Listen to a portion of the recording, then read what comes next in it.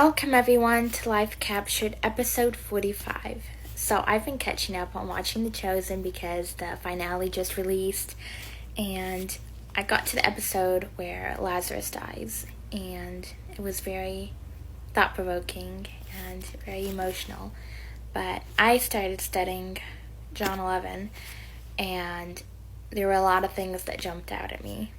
So, for starters, we know that Jesus is the Son of God, and I believe that he could see what was going to happen in this situation. He knew that Lazarus died before he got the news. He knew that he was going to be healed and resurrected. But something really stood out, and I know people have probably touched on this before in the past, but there's a verse that I think is just so powerful, and that's John 11, verse 35, and it's just 2 words: Jesus wept. And I was thinking, why did Jesus grieve? He knew what was going to happen. He knew that Lazarus was going to be healed and resurrected, so why grieve? Jesus knew, and yet he chose to grieve. And it's kind of, why? Why go through that pain? And there's the scene in The Chosen where you could see he just let that grief come in and felt it down to its core. And they said, if you were here, he wouldn't have died. You could have healed him. We know that. And I feel like that's sometimes what we do. We say, God, why didn't you heal them? Why did you let this happen? I know you're God. I know you're powerful. I know you are a healer. So why did you let this happen? Why didn't you heal them? And so this verse where it says Jesus wept, what I kind of imagine in my head is Jesus is human, but he's also God, in one. And I feel like in that moment, he fully took on that human side. He could have gone full, I'm the Son of God. Lazarus is about to be resurrected, and there's no reason for me to cry. There's no reason for me to grieve. He's just sleeping. I'm about to resurrect it. He's about to be alive. He's about to be back with us. There's no reason to grieve. He could have just done that, but instead he took on the entirety of being human and grieved with Mary and Martha, and he wept. And for anyone who's lost someone, I don't believe he just cried. I believe he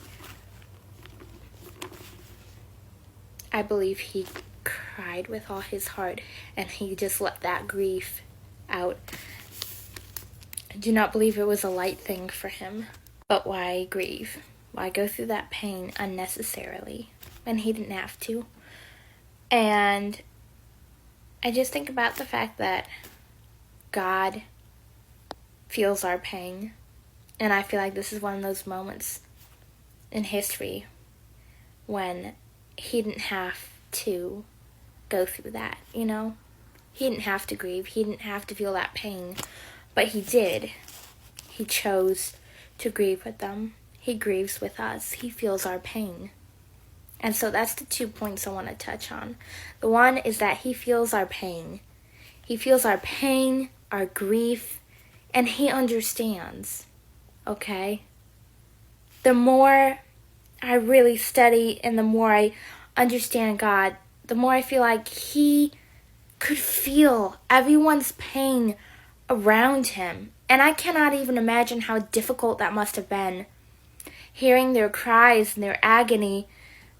And I also wonder, what did he feel knowing and watching these people suffer because they were following him? I'm sure it must have been difficult because these are people he cared about, So he feels our grief. He knows our pain. When he wept when Lazarus died, I believe he grieved with the entirety of his heart. In that moment, he was a man grieving for the loss of his friend. You know?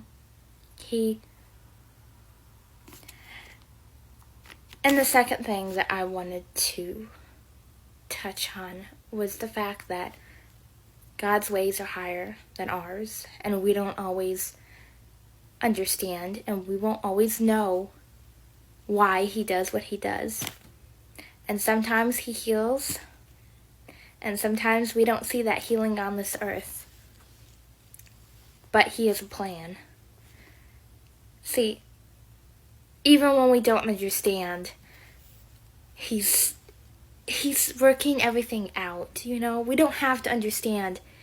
Our lack of understanding does not change the fact that he is a just and loving God, and that he's working everything out for our good. So whatever you're going through, I want to leave these two things with you. One is, we don't always understand why God allows some things to happen and why he doesn't heal when we expect him to, because his timing is different than ours. And it can be difficult sometimes because we cry out and we say, God, why? We know you could have healed them. We know you're powerful. Why? And we don't need to know. You know, we don't. We won't always understand. And that's okay, because we can trust that he knows best. And the second thing is, he knows your pain. He feels your pain. He understands. Read John chapter 11. You can see this part of Jesus. You could see the chapter just divided in these two sections, where you see him as an entirety of man, where he chose not to just think of, oh, he's about to be healed. He took this part and he's like, my friend died. And he felt that grief. And he grieved. And he felt that pain. And he was totally man. It's like he was human like anyone else. And then in the second half of the chapter, you see him as God, and you see him raising someone from the dead, and you see him healing. Read chapter 11 of John. It's incredible. So, remember, we don't always understand his timing and his ways, but that's okay, because we know we can trust him. And whatever you're going through today, just remember that he knows your pain. He feels your pain. He grieves with you. He understands. He is our Rapha. He is our healer. You all have a blessed week. And if you need anything, just holler at me. You will all be in my prayers.